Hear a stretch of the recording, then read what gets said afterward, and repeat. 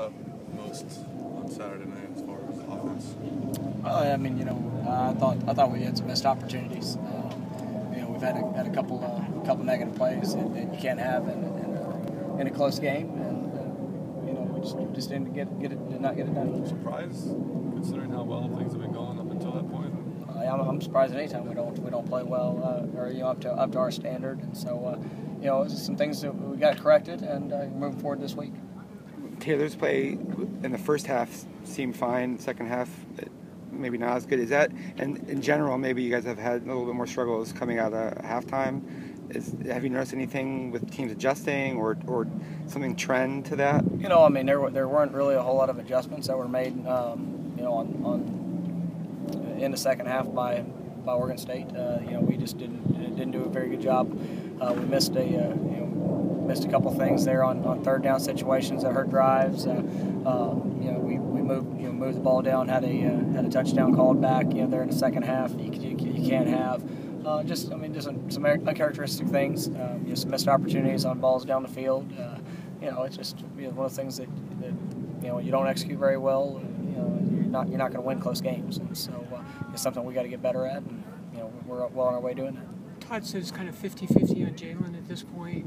If he can't go, does that bring Ellis back into play? Ellis has played. He came in there at the end there in the game there Saturday. But I think Cam Smith's role continues to grow. Cam's a guy that I think has done a lot of great things. Has really grown to be a primary target in the offense. I think you look at Ellis has made a lot of great plays for us this year. The SC game in the fourth quarter, he's a guy that stood out that did some great things. Gary Chambers, everybody's depending on what Jalen's status is. Everybody's got to step up, and pull a bigger load. So we went out to work today, and the guys got a good attitude and had a good work day. What's your initial assessment of Washington State's defense? They're an attack defense. They've as you watch as the season's going on, they're going to pressure. They're going to give a variety of different looks.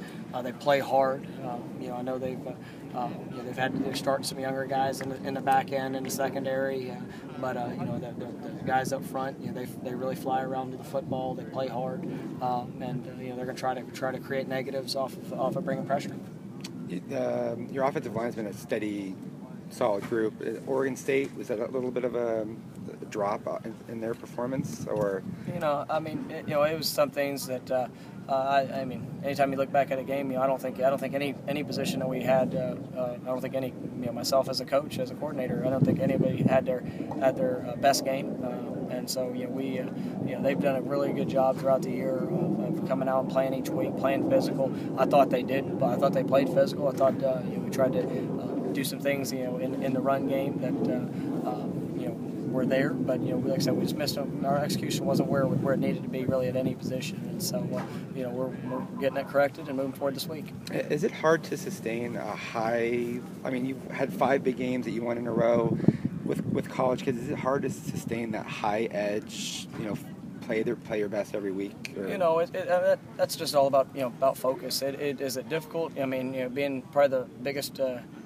Toughest group in the world is 18 to 22-year-old young men, and staying focused and not getting distracted. But our guys, I thought we had good practices last week. It was one that we didn't perform as well as we should have. But you have to bring it every single week. You have to bring it every day in practice, especially playing in this league where anybody can beat anybody. And so we didn't do a good enough job. But our guys came back out, had a great practice today, and we're ready to move forward this week.